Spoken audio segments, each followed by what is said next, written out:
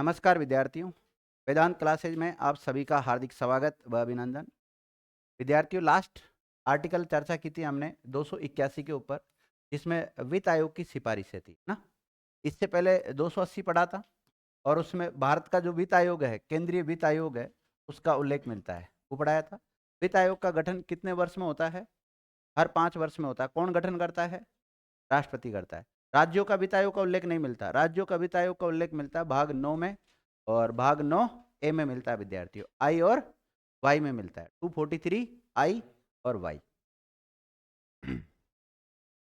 आज हेडिंग डालो आप, अनुच्छेद 282,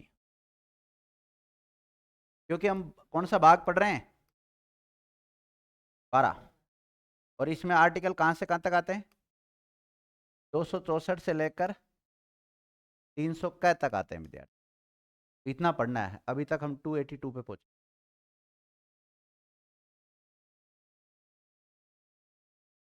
कोशिश करो।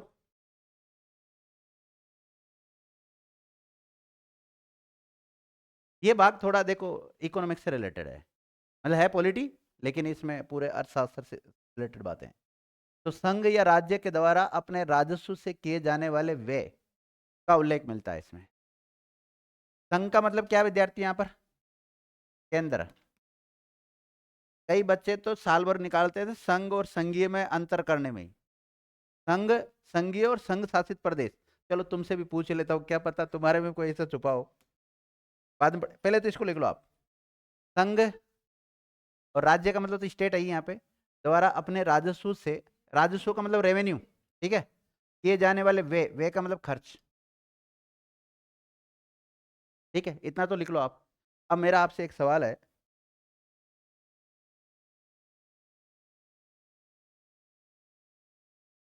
संघ, संघ शासित प्रदेश, संघ शासित क्षेत्र,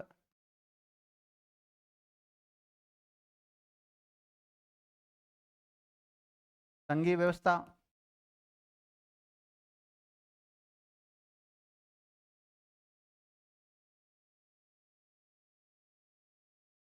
बताओ इन चारों में क्या अंतर है?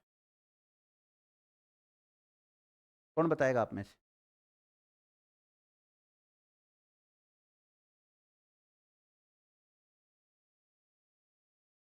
संघ का मतलब केंद्र,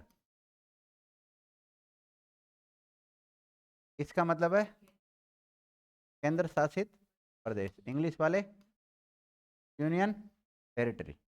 और इसका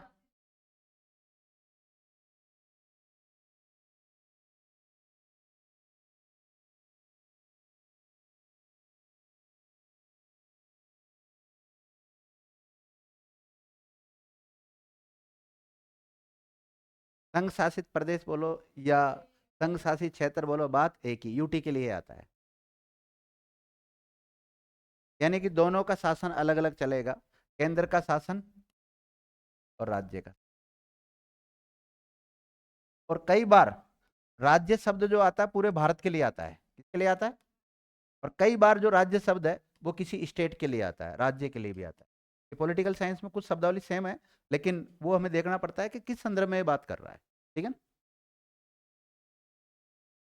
वापिस आ जाते हैं। अनुच्छेद 282 में लिखा है कि केंद्र और राज्य का जो अपना अपना राजस्व होता है, उसमें से वो जो खर्च करते हैं उसके बारे में प्रावधान किया गया है। देखिएगा, केंद्र ऑब्लिक राज्य किसी, केंद्र ऑब्लिक राज्य किसी जन परियोजन, केंद्र ऑब्लिक राज्य किसी जन परियोजन, जन की जगह लोक परियोजन भी लिख सकते हो। क्या लिख सकते हो? जन का मतलब जनता से, लोक का मतलब लोगों से, है ना? ठीक है, बात एक ही। जन परियोजन के लिए कोई अनुदान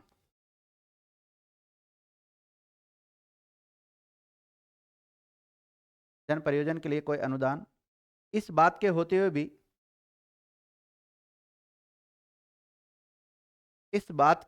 भी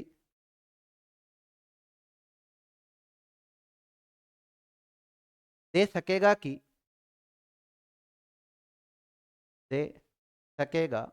कि वह परियोजन कौन सा, लोक परियोजन वाली बात है ना, वह लोक परियोजन ऐसा नहीं है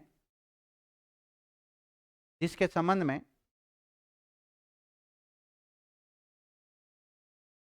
यथा स्थिति में संसद ऑब्लिक संबंधित राज्य का विधानमंडल, संसद ऑब्लिक संबंधित राज्य का विधानमंडल विधि ब्रैकेट में कानून बना सके।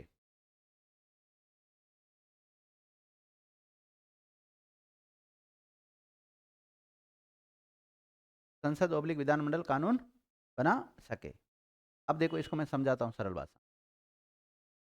चाहे केंद्र के पास रेवेन्यू आया हो, चाहे किसी राज्य के पास रेवेन्यू आया हो, और जनता के हित में अगर कोई पैसा खर्च करने की आवश्यकता पड़ जाए तो ऐसी स्थिति में वो पैसा खर्च कर सकती है, राज्य सरकार भी खर्च कर सकती है और केंद्र सरकार भी खर्च कर सकती है। और जरूरी नहीं है कि उस समय वो पैसा खर्च करने के लिए संसद ने कोई कानून बनाया हो या किसी राज्य के विधानमंडल ने कोई कानून बनाया हो, क्योंकि राज्य के रेवेन्यू से रिलेटेड कानून कौन बनाएगा? राज्य का विधानमंडल बनाएगा। और केंद्र में अगर ऐसा राजस्व है तो उससे संबंधित नियम कौन बनाएगा? संसद बनाएगी। लेकिन तत्समय संसद ने कोई नियम कानून नहीं बनाया है, फिर भी सरकार चाहे तो राजस्व से क्या कर सकती है? खर्च कर सकती है, रेवेन्यू खर्च कर सकती है। समझ गए? अगला आर्टिकल आ जाओ। 283 संचित निधियों, आकस्मिक निधियों और लोक लेखाओं में जमा धनराशियों की अभिरक्षा, सुरक्षा आदि।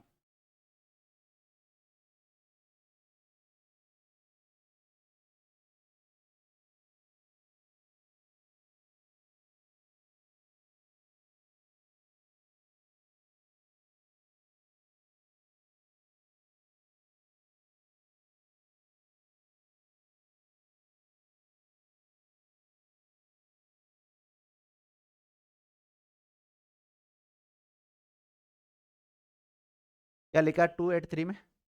संचित निधियां, आकस्मिक निधियां और लोक लेखाओं में जमा धनराशियों की अभिरक्षा इत्यादि से संबंधित उल्लेख मिलता है।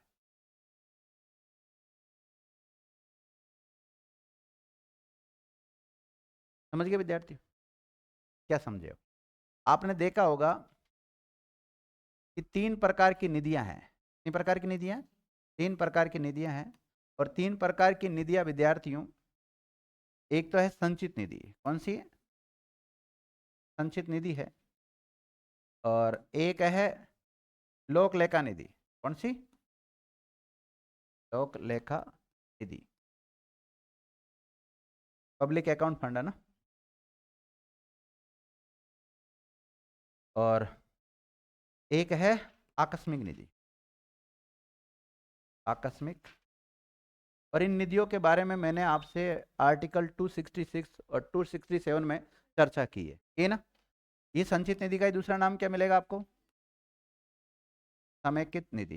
ये केंद्र में भी होती है और राज्य में भी होती है। लोक लेखा निधि ये केंद्र में भी होती है और राज्य में भी होती है। इनसे संबंधित अगर केंद्र में कानून बनाने का अधिकार किसको? संसद को। और राज्य में कानून बनाने का अधिकार किसको? राज्य के विधानमंडल को। संबंधित राज्य का, अलग अलग राज्यों का अलग अलग सिस्टम है। आकस्मिक निधि केंद्र पे भी होती है और राज्यों में भी होती है। राज्यों में इस पे कंट्रोल कौन करता है? राज्यपाल करता है। और केंद्र में कौन करता है? इसमें पब्लिक का पैसा होता है विद्यार्थियों, और इसमें सरकार का पैसा होता है, केंद्र सरकार का और राज्य सरकार का पैसा होता है। अगर आपसे पूछा जाए कि ऐसे फंड होंगे, ऐसी निधियां होगी, इसका उल्लेख तो किसमें मिलता है? 266 में। इसका भी किसमें मिलता है? 266 में, और इसका 267 में मिलता है। लेकिन आपने देखा होगा 266 क्लोज 1 में किसका उल्लेख मिलता है विद्यार्थियों? केंद्र और राज्य दोनों की का मिलता है। इसमें इसका भी किसमें मिलता है? इसी में मिलता है। और 266 क्लोज 2 इसमें केंद्र वाले का भी मिलता है और राज्य वाले का भी मिलता है। और 267 इसमें 267 1 में तो किसका मिलता है? केंद्र का। और 267 2 में किसका मिलता है? राज्य के आकस्मिक निधि का उल्लेख मिलता है विद्यार्थियों। ठीक है। और एक इसके अलावा तो मैंने 266 में आपको देखो 1 पढ़ाया है ना, 2 पढ़ाया, मतलब ये है ना, और एक 3 और पढ़ाया था कि इनसे संबंधित कानून बनाने का अधिकार किसको होगा? इधर तो यहाँ तो किसको होगा? केंद्र वाले के मामले में तो संसद को, और राज्य में किसको होगा? विधानमंडल को होगा। ये सारी बात हमने चर्चा कर ली थी। लेकिन फिर ये आर्टिकल क्यों आया? इसमें है संचित निधियों, आकस्मिक निधियों और लोक लेखा निधियों में जमा धनराशियों की अभिरक्षा, मतलब इसमें जो पैसा है उसकी सुरक्षा कैसे की जाए। तो उसके लिए तो विद्यार्थियों अगर तीनों स्तर की बात करें तो केंद्र में तो इनसे रिलेटेड कानून कौन बनाएगा? संसद नियम बना के निर्धारित करेगी भाई इनसे पैसा कैसे निकाला जाएगा, क्या प्रारूप होगा, कैसे जमा होगा पैसा, वो सारी चीजें संसद बताएगी। और राज्यों में कौन बताएगा? संबंधित राज्य का विधानमंडल विधि बनाकर निर्धारित करेगा। आगे बात समझ में? क्योंकि ये तीनों प्रकार की निधियां दोनों जगह पर है, केंद्र में भी और राज्य में भी। तो लिखो इसके बारे में, लिखा पहला पॉइंट डालो। पहला पॉइंट में भारत की बातें लिखाऊंगा, सेकंड पॉइंट में राज्य की बातें लिखाऊंगा। भारत की संचित निधि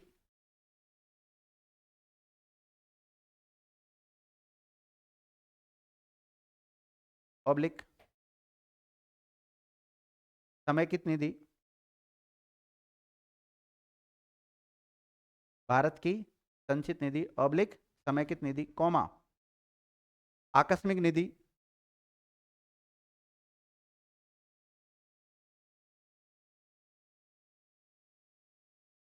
कॉमा लोक लेखा निधि,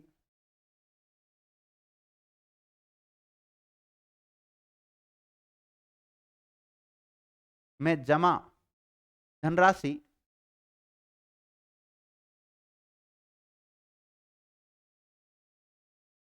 जमा धनराशि से संबंधित, नहीं, जमा धनराशि की अभिरक्षा से संबंधित, जमा धनराशि की अभिरक्षा से संबंधित विधि ब्रैकेट में कानून बनाकर संसद द्वारा निर्धारण किया जाएगा। कौन करेगी विद्यार्थी निर्धारण? संसद द्वारा निर्धारण किया जाएगा।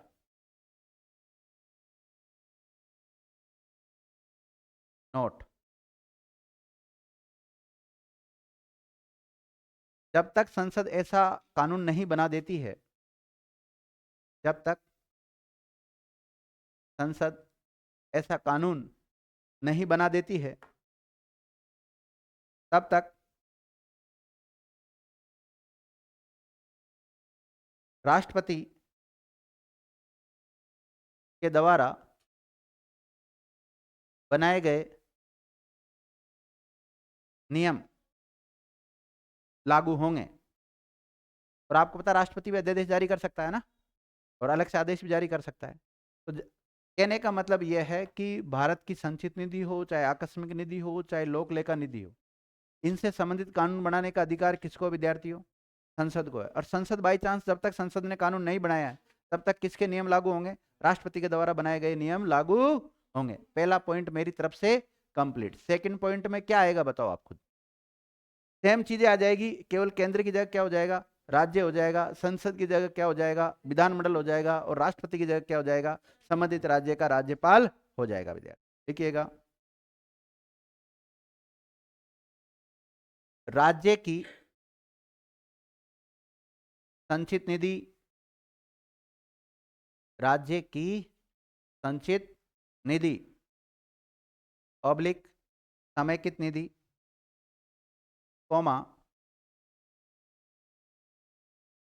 आकस्मिक निधि, कॉमा लोक लेखा निधि,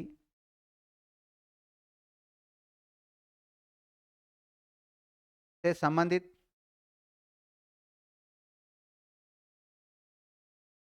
कानून ब्रैकेट में विधि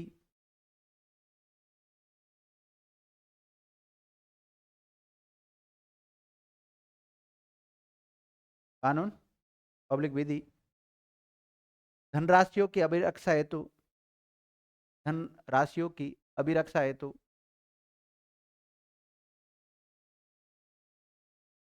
धनराशियों की अभिरक्षा हेतु संबंधित राज्य का विधानमंडल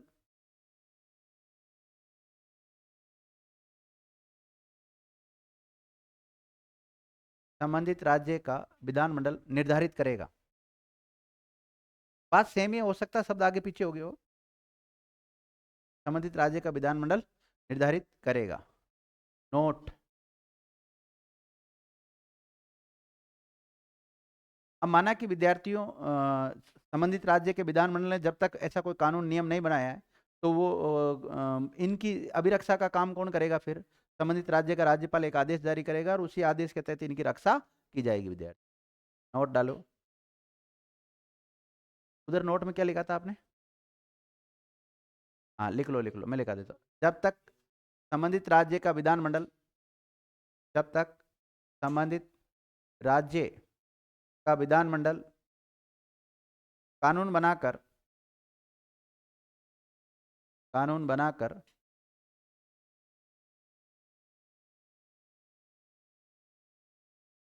इनकी अभिरक्षा नहीं करता है इनकी अभिरक्षा नहीं करता है तब तक संबंधित राज्य का राज्यपाल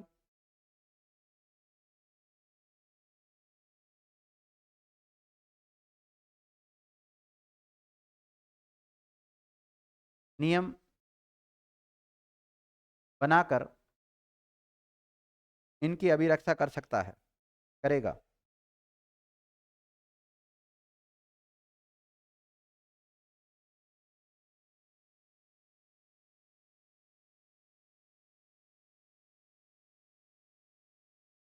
लिख लिया विद्यार्थियों? ये कौन सा हो गया आपका? आर्टिकल 283। तो आपको कुछ याद नहीं रखना, इसमें केवल तीन निधियों का नाम याद रखना, संचित निधि, आकस्मिक निधि और लोकलेखा निधि। इनकी अभिरक्षा की बात करता है और इनकी अभिरक्षा का काम केंद्र में तो किसका है? संसद का है।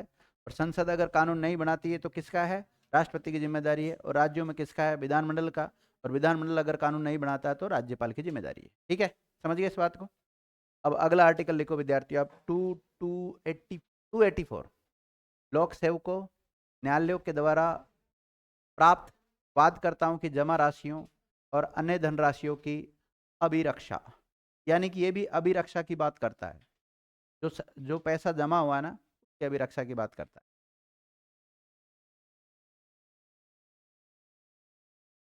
हाँ गुलाल कल के आगे बहन जी, अभी सुबह सुबह। Good morning.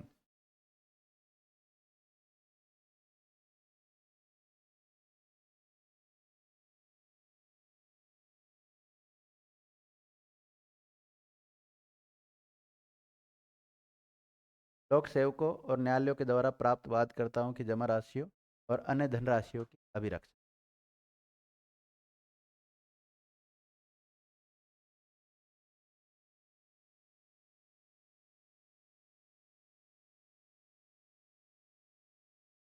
लिख लिया?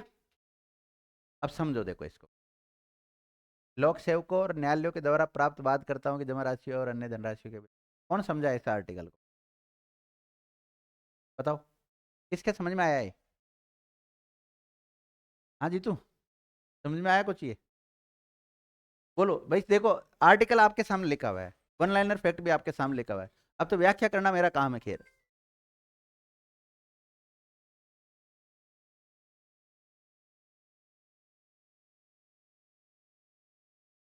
वादकर्ता क्या होता है?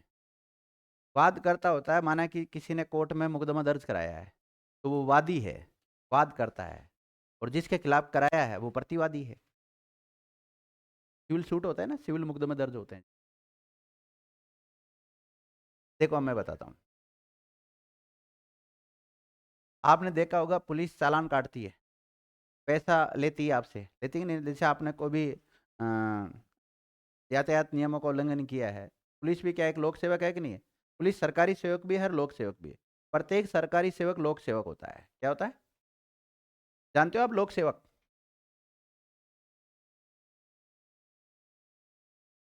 लोक सेवक से क्या तात्पर्य है?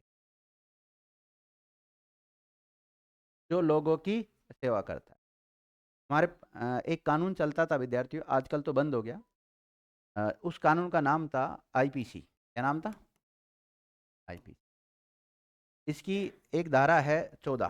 कौन सी धारा? और एक धारा थी 21। कौन सी? 14 में है सरकारी सेवक। क्या है? और 21 में है लोक सेवक का उल्लेख। तो पहली बात तो सरकारी सेवक और लोक सेवक में अंतर क्या है? सरकारी सेवक का उल्लेख तो आईपीसी की धारा 14 में मिलता है और लोक सेवक का उल्लेख किस में मिलता है? 21 में मिलता है। फिर भी समझ में नहीं आया सर, सरकारी सेवक और लोक सेवक क्या होता है?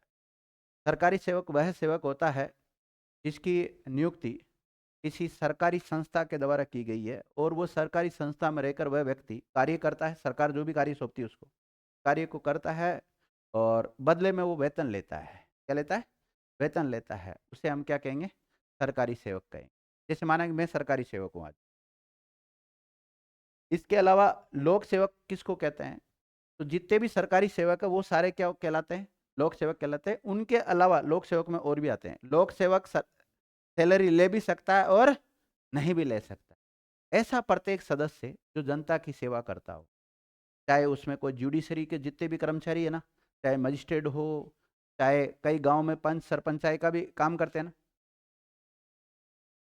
पंच सरपंचाई का भी काम करते हैं ना, कई लोग जैसे गांव में पंचायत बिठाते हैं, तो वो भी एक प्रकार से न्याय करने का काम कर रहे हैं कि नहीं कर रहे? बताओ। वो सब लोग भी किस में आते हैं? लोक सेवक में आते हैं। समझ गए होंगे? तो लोक सेवक और सरकारी सेवक में क्या अंतर होता है? सरकारी सेवक तो सैलरी लेता है और लोक सेवक सैलरी नहीं लेता है। और इनका उल्लेख किस में मिलता है? इसका 14 में मिलता है, इसका 21 में मिलता है। ठीक है ना? तो यहाँ के ये कह रहा है कि लोक सेवकों के द्वारा कोई जमा किया गया राशि है। अब लोक सेवक अपनी जेब में से जमा नहीं कराएगा विद्यार्थी। दो चीज से होता है लोक सेवक का पैसा। माना कि मेरी सरकारी कटौतियाँ है, वो भी एक प्रकार से सरकार के पास जमा होती है। उसके अलावा जैसे मैंने किसी का चालान किया तो वो पैसा भी तो सरकार के खाते में आता है ना। एक तो वो पैसा हो गया। उसके अलावा जब भी आप कहीं पे सिविल सूट करते हैं, सिविल सूट का मतलब सिविल मुकदमा, दीवानी मुकदमा जब कोर्ट में करते हैं, तो उसमें कोर्ट में कुछ पैसा जमा कराना पड़ता है आपको पहले। उसके बाद में वो केस चलेगा, नहीं तो नहीं चलेगा विद्यार्थी। जिसको हम बोलते हैं स्टाम्प शुल्क। सामान्यतः क्या बोलते हैं? स्टाम्प शुल्क बोलते हैं। वो पैसा कोर्ट में जमा है। अब कोर्ट में तो जमा नहीं रहेगा, वो सरकार के पास ही जाता है। वो पैसा सारा सरकारी खाता कहलाता है वो। उस पैसे की अभिरक्षा की बात कर रहा है। क्या लिखा है देखो इसमें? लोक सेवक और न्यायालयों के द्वारा प्राप्त वादकर्ताओं की जमा राशि। न्यायालय के पास पैसा कहां से आएगा? कहां से आएगा? जो व्यक्ति केस करने के लिए जा रहे हैं, तो केस करने के लिए जा रहे हैं तो न्यायालय पहले उनसे कुछ पैसा जमा करवाता है, फिर बाद में वो केस चलता है। प्रत्येक मामले में नहीं है, दीवानी जो मामले होते हैं ना उसमें होता है। जैसे माना कि विद्यार्थियों आपकी कोई प्रॉपर्टी है, उसको लेकर कोई विवाद है। माना कि 10 लाख की वैल्यू है आपकी प्रॉपर्टी की, सरकारी रेट क्या है उसकी? 10 लाख।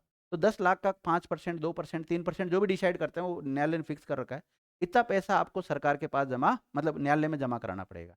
और अगर आप केस जीत जाते हैं, केस जीत जाते हैं तो वो पैसा आपको वापस मिल जाएगा। अब माना कि आप केस जीत गए विद्यार्थी हो और सरकार कहेगी हमने तो खर्च कर दिया वो पैसा, आज के 5 साल पहले जमा कराया था ना आपने वो पैसा, अब न्यायालय कहाँ से देगा? मजिस्ट्रेट अपनी जेब से तोड़ देगा? तो वो पैसा फिर उसकी अभिरक्षा कैसे की जाती है उसका उल्लेख मिलता है। देखो ऐसी, ये लिख लिया था ना, टाइटल तो डाल दिया था आपने। देखो ऐसी सभी धनराशियां,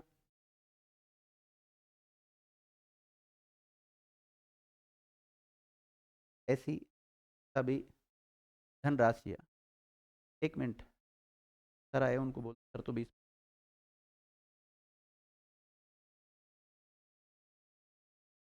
ऐसी सभी धनराशियां जो यथास्थिति, ऐसी सभी धनराशियां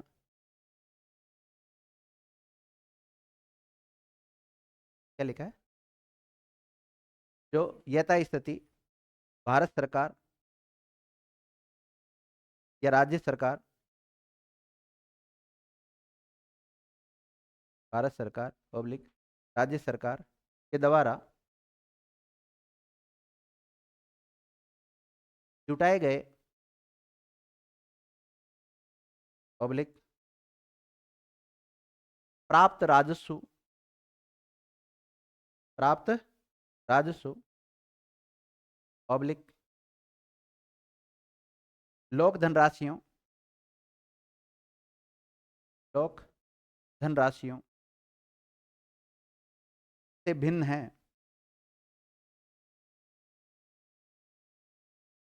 भिन्न है और केंद्र पब्लिक किसी राज्य के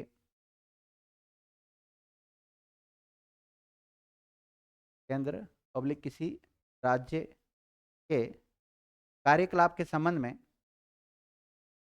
कार्यकलाप के संबंध में नियोजित किसी अधिकारी को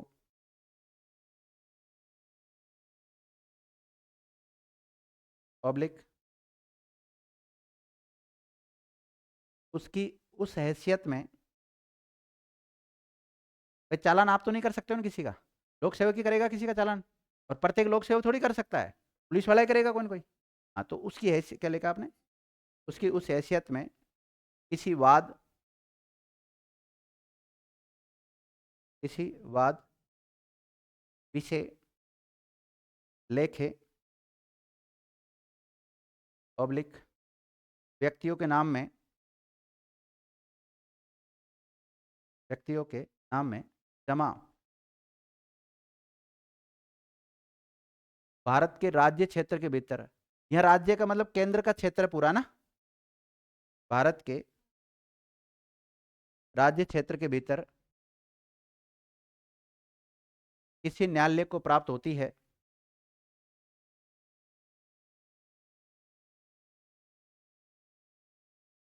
किसी न्यायालय को प्राप्त होती है। पैसा कहाँ जमा होगा, न्यायालय वाला, तो न्यायालय का जो फंड बना रखा है उसमें जमा जाएगा, न्यायालय को प्राप्त होती है यथास्थिति में, यथास्थिति में भारत के लोक लेखे या राज्य के लोक लेखे में जमा की जाएगी।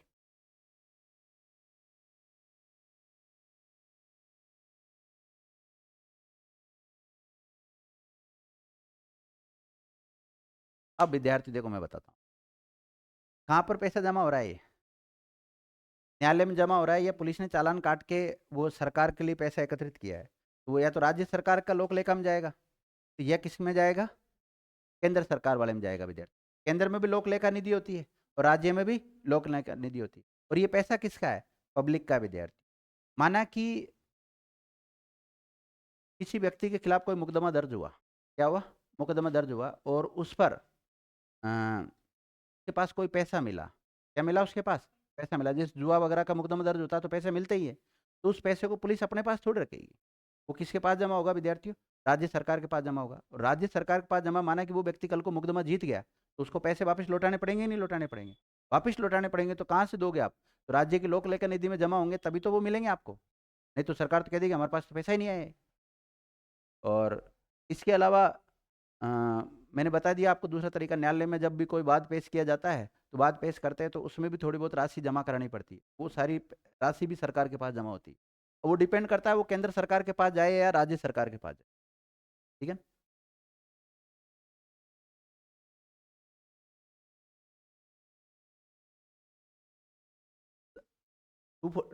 84 हो गया था, 285 में लिखो,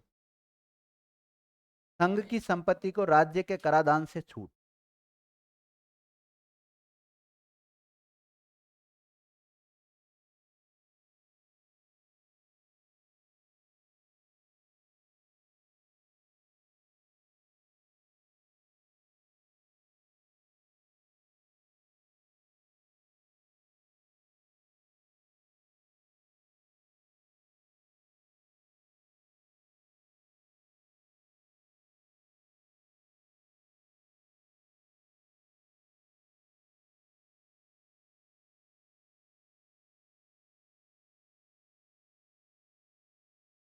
देख लिया।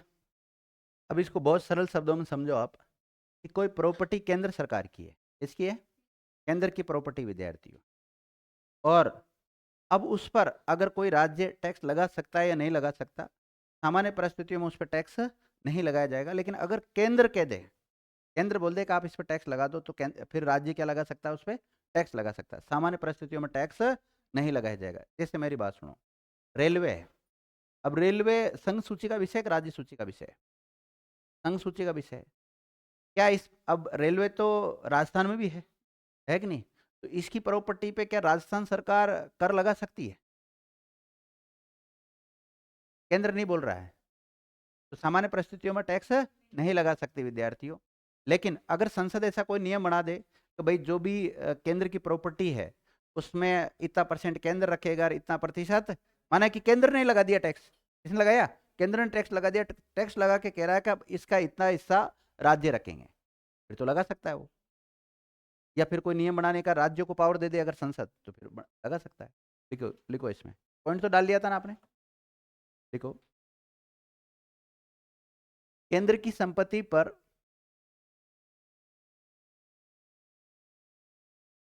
सामान्य परिस्थितियों में, केंद्र की संपत्ति पर सामान्य परिस्थितियों में कोई भी राज्य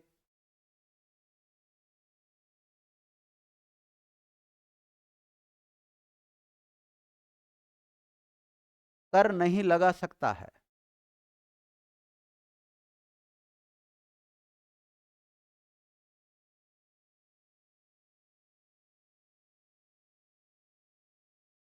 कर नहीं लगा सकता है, नोट। लेकिन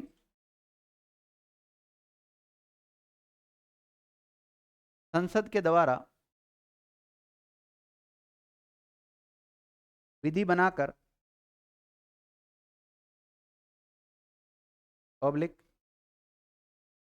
नियम बनाकर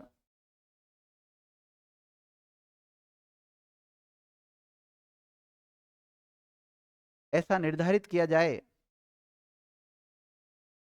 ऐसा निर्धारित किया जाए तो संबंधित राज्य का विधानमंडल विधि बनाकर, संबंधित राज्य का विधानमंडल विधि बनाकर केंद्र की संपत्ति पर टैक्स लगा सकता है।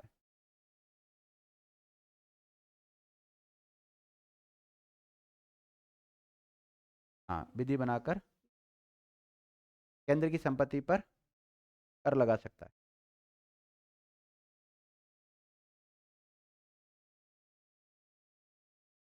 समझ गए?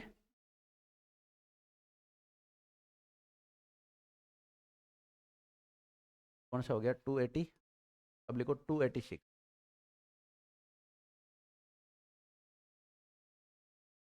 माल को क्रय करना हो या बेचना हो, कर के अधिरोपण के बारे में निर्बंधन।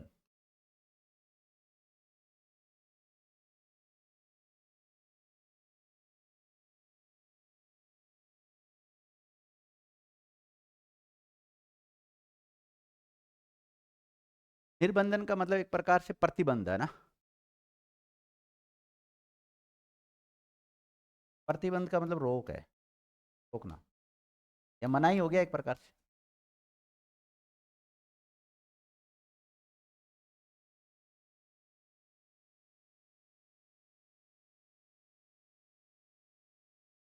देखिएगा, इस अनुच्छेद के अनुसार, इस अनुच्छेद के अनुसार संबंधित राज्य के विधानमंडल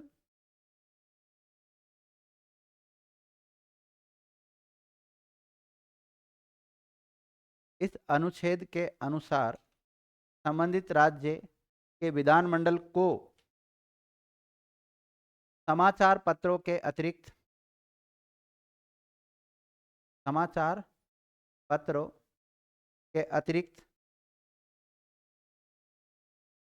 शेष वस्तुओं के, समाचार पत्रों के अतिरिक्त शेष वस्तुओं के खरीदने ऑब्लिक बेचने, यानी क्रय विक्रय हो गया, खरीदने ऑब्लिक बेचने पर कर लगाने का अधिकार है, कर लगाने का अधिकार है, परंतु उसके कर लगाने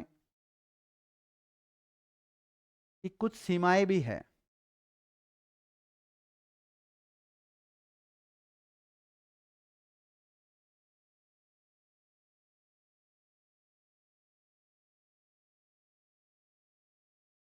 देख लिया। और आजकल तो विद्यार्थी इसकी जगह क्या आ गया, जीएसटी आ गया। क्या आ गया, जीएसटी आ गया। तो उसने इन पे पानी फेर दिया। पहले अलग अलग, केंद्र अलग टैक्स लगा रहा है, राज्य अलग टैक्स लगा रहा है। देखो कुछ सीमाएं है। पहला लिखो, राज्य कोई विधि, राज्य कोई विधि माल के करे, माल के करे ऑब्लिक विक्रय, माल के करे ऑब्लिक विक्रय पर, जहां पर करे ऑब्लिक विक्रय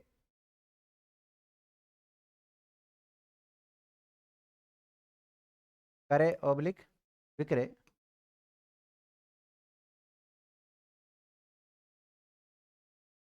राज्य के बाहर होता हो,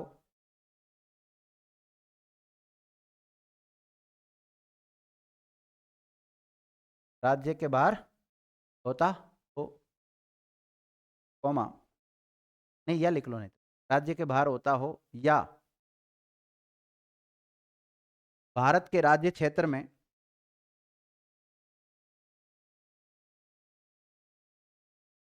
भारत के राज्य क्षेत्र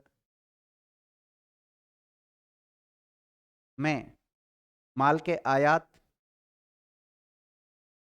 ऑब्लिक निर्यात के दौरान होता हो,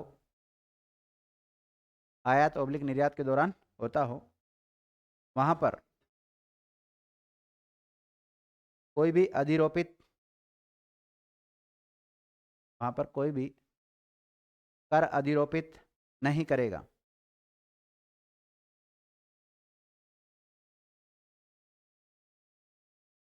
अब मैं एक ही लाइन में समझा देता हूँ आप, मतलब किस पर प्रतिबंध लगाया गया है। आप भारत का मैप देखो विद्यार्थी, राजस्थान में कोई माल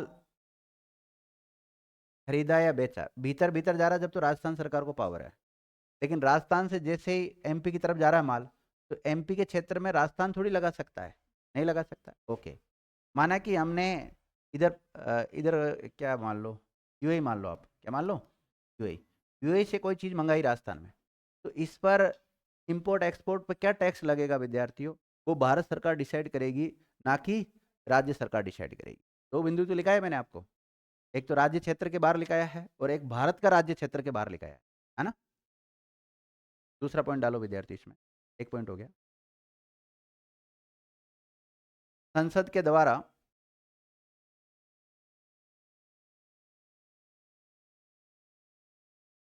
अवधारित करने पर,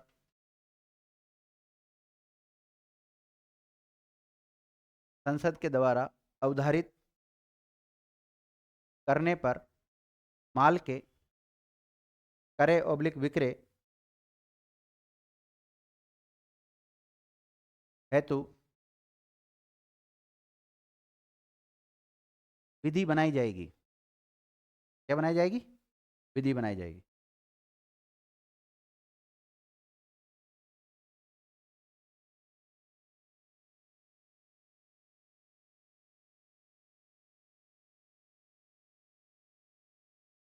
ये पॉइंट हो गया अपने इसमें। अब लिखो 287, 287 विद्युत पर टैक्स से छूट।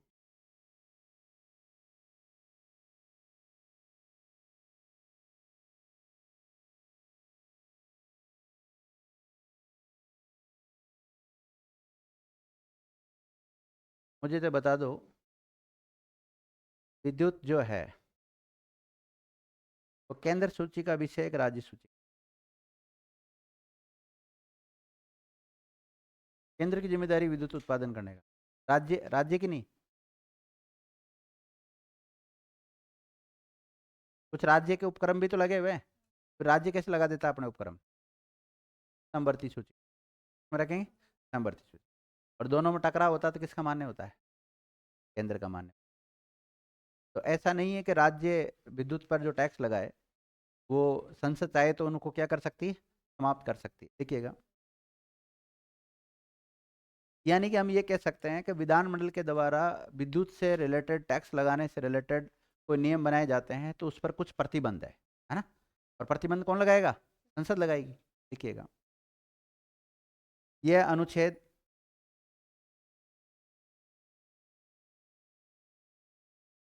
बिजली के, विद्युत लिख लो, बिजली लिख लो, बिजली के बिक्री तथा उपभोग, हम उपभोक्ता ही तो है, बिजली उपभोक्ता हम सब, उपभोग पर राज्य विधानमंडल के द्वारा, राज्य विधानमंडल के द्वारा कर लगाने की शक्ति में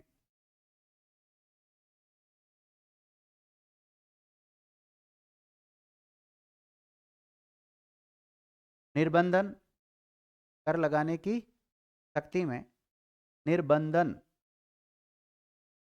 निर्बंधन ब्रैकेट में सीमाएं निर्धारित करता है।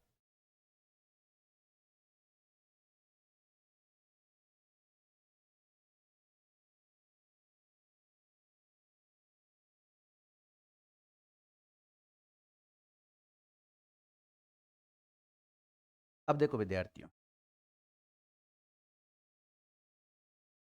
कोई केंद्र सरकार का उपक्रम है, क्या है?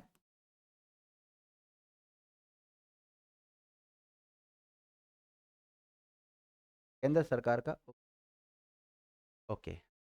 अब माना कि कोई केंद्र सरकार का कोई फैक्ट्री लगी हुई है राजस्थान में, कहाँ लगी हुई है? राजस्थान में। तो उसको केंद्र तो डायरेक्ट ऊपर से ला के बिजली नहीं दे देगा, तो बिजली तो कहाँ से मिलेगी? राजस्थान से मिलेगी विद्यार्थियों। तो राजस्थान सरकार उसके ऊपर टैक्स लगाना चाहिए तो वो पॉसिबल नहीं है, क्योंकि पहले भी, हालांकि इससे पहले आर्टिकल आ रखे हैं कि केंद्र की संपत्ति पर राज्य क्या नहीं लगाएंगे? टैक्स नहीं लगाएंगे विद्यार्थी। तो यहाँ बिजली वाली बात है। तो इसमें अगर कोई किसी राज्य में केंद्र सरकार का कोई उपक्रम है, उपक्रम का मतलब कोई संयंत्र, उद्योग, फैक्ट्री कुछ भी हो सकती है, कोई उपक्रम है, तो उस पर वो राज्य का विधानमंडल टैक्स नहीं लगाएगा। पहला पॉइंट लिखो।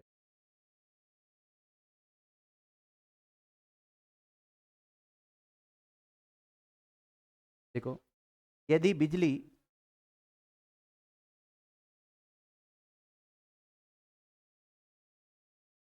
भारत सरकार के किसी उपक्रम, उपक्रम का मतलब संयंत्र हो सकता है, उद्योग हो सकता है, फैक्ट्री हो सकती है, किसी उपक्रम के द्वारा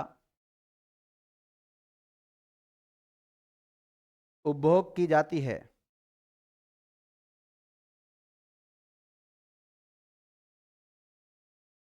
उपभोग की जाती है।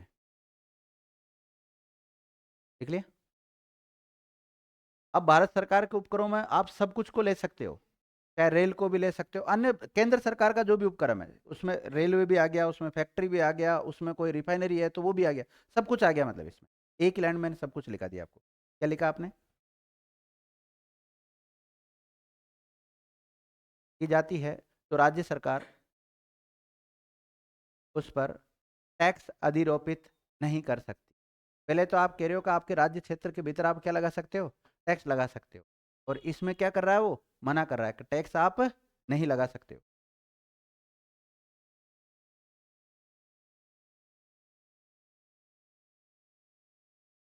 टैक्स अधिरोपित नहीं कर, सीमा है ना, उसके ऊपर निर्बंधन कर दिया ना, प्रतिबंध लगा दिया ना।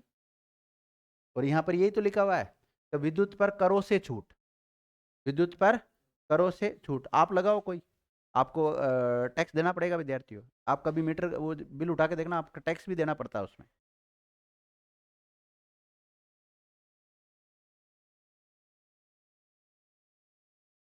जल विद्युत के संबंध में राज्य द्वारा,